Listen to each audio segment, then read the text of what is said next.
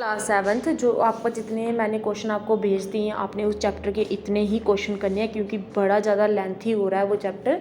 आपने उतने ही क्वेश्चन करने हैं। आपका न्यू चैप्टर मैं स्टार्ट कर रही हूँ। चैप्टर नंबर 18 है डाटा हैंडलिंग। उसकी आपकी मैंने जो पिछले वाला चैप्टर हुआ ना उसकी 4 एक्सरसाइज मैंने आपको जितने भी क्वेश्चन करवाए हैं आपने उतने भी अगर कर लोगे ना आपके लिए सफिशेंट है। तो आपने क्या करना है, नेक्स्ट चैप्टर डाटा हैंडलिंग पढ़ना है। ये देखो आपका जो फर्स्ट चैप्टर है डाटा हैंडलिंग, नेक्स्ट चैप्टर है data handling. Give definitions of the following term, जैसे प्राइमरी डाटा है, सेकेंडरी डाटा है, उसके बाद एरे है, फ्रीक्वेंसी है, उसके बाद रॉ डाटा है। ये सारी की अपनी डेफिनेशंस करनी है। वो डेफिनेशंस आपको मैं ये दे रही हूँ। ये देखो primary data, the data collected by the investigator himself, वो खुद जो इन्वेस्टिगेटर डाटा इन्वेस्टिगेट करेगा, कलेक्ट करेगा हिमसेल्फ खुद से, directly is called a primary data. अब वो डाटा जो कि वो खुद ना खुद इन्वेस्टिगेशन करके ऑब्जर्व नहीं करेगा, वो किसी और से लेगा, कहीं और से सराउंडेड से कहीं से भी सोर्सेज से वो रिक्वायर करेगा उस डाटे को। हम उस डाटे को कहेंगे सेकेंडरी डाटा।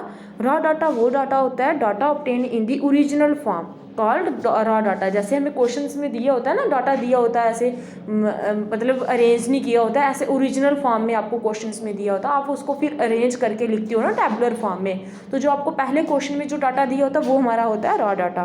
उसके बाद एरे क्या है, arranging the data raw data in ascending और डिसेंडिंग ऑर्डर में उनको अरेंज करना, उसको हम क्या कहते हैं, एरे कहते हैं। उसके बाद frequency distribution refer to textbook लिखा हुआ है, तो ये मैं आपको बता दूंगी कि टेक्स्ट बुक से कहाँ से करना है। उसके बाद आपका जो सेकंड क्वेश्चन है, the data given below show how many rupees each students in class 7th of A school contribution for the help of orphan, जो चाइल्ड होते हैं ना उनकी, जो अनाथ बच्चे होते हैं उनकी हेल्प करने के लिए कितने स्टूडेंट्स ने कितने कितने पैसे दिए वो हमें निकालने हैं। इसमें आपको ये डाटा दिया हुआ है, आपने क्या करना है, इसको फ्रीक्वेंसी डिस्ट्रीब्यूशन टेबल में इसको फिल करना है इस डाटे को। ये देखो मैंने बनाया हुआ है। अब देखो आपने ये, मैंने तो सिंपल इधर से बता रही हूँ, आपने प्रीवियस क्लास में भी पढ़ा हुआ है, आपको पता है ये कैसे डाटा अरेंज करते हैं। देखो दो जो रुपये हैं वो कितने बच्चों ने दिए हुए हैं, आपको दिए हुए हैं 5 बच्चों ने। तो 5 कैसे लिखते हैं टैली मार्क में, 4 डंडे लगा के एक कट करना। अभी 3 रुपये कितने बच्चों ने दिए हो, 7 स्टूडेंट्स ने। उसको अब हम 5 तो आएगा, 4 डंडे लगा के एक उसको कट करना है, उसके सामने आगे वापस स्टार्ट हो जाएगा, एक और 6 हो जाएगा, फिर एक और लगाएंगे वो 7 हो जाएगा। ऐसे ही 4 रुपीज़ दिए हैं 4 बच्चों ने, तो वो 4 डंडे आ जाएंगे। उसके बाद 5 रुपीज़ 7 स्टूडेंट्स ने दिए हुए हैं, तो वो भी ऐसे ही लिखना है जैसे ऊपर बताया मैंने अभी। ये पूरा डाटा आपने अरेंज करना है सिर्फ।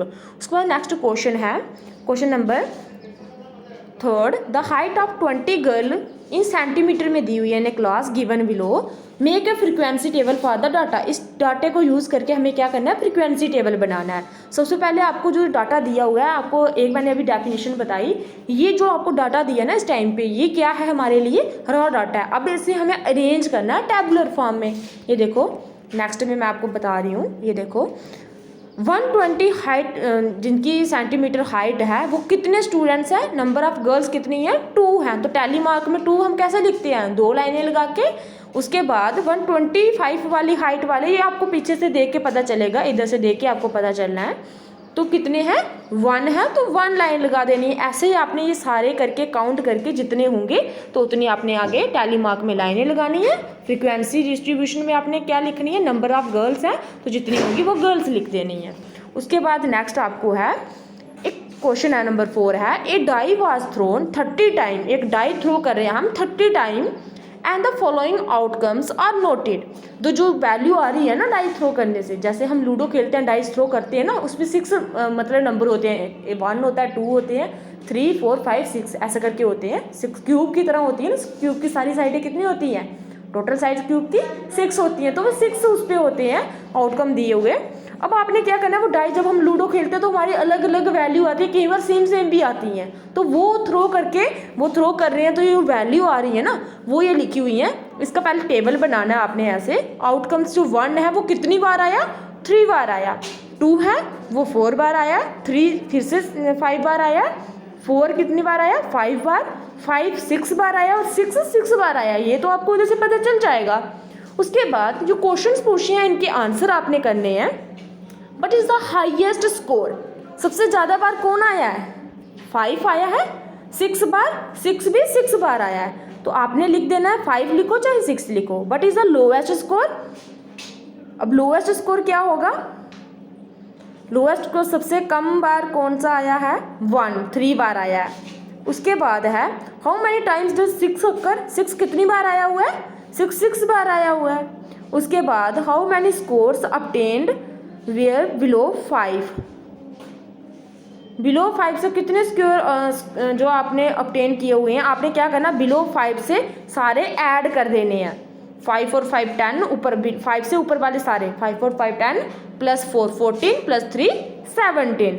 उसके बाद है what is the frequency of 2, अब 2 की क्या फ्रीक्वेंसी आई है, 4 आई है। उसके बाद नेक्स्ट क्वेश्चन है गिवन बिलो, क्वेश्चन नंबर 5 है given below are the ages of 30 students की एज दी हुई है क्लास 7th की इन अ स्कूल, ये आपको एज दी हुई है। आपने क्या करना है, इसका आपने सबसे पहले फ्रीक्वेंसी डिस्ट्रीब्यूशन टेबल बनाना है, जो कि मैंने इधर बनाया है। ये मैं आपको बता रही हूँ कि आपने कैसे करना है, क्योंकि ये करना आपने, मैंने आपको ऐसे कर लिया मैंने आपके लिए, लेकिन ये आपने खुद अपना दिमाग भी थोड़ा बहुत लगाना है, इसको करना है।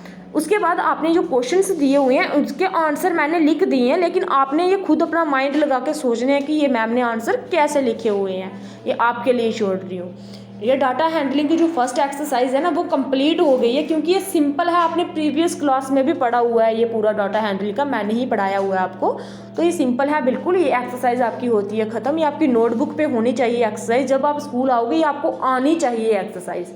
क्लास में मैंने किसी के मुंह से ये सुना ना कि हमने नहीं पढ़ी है ये मैम, हमें समझ नहीं है, क्योंकि ये बिल्कुल सिंपल है, आपने प्रीवियस क्लास में भी पढ़ी हुई है, तो ये आपने एक्सरसाइज पूरी करनी है।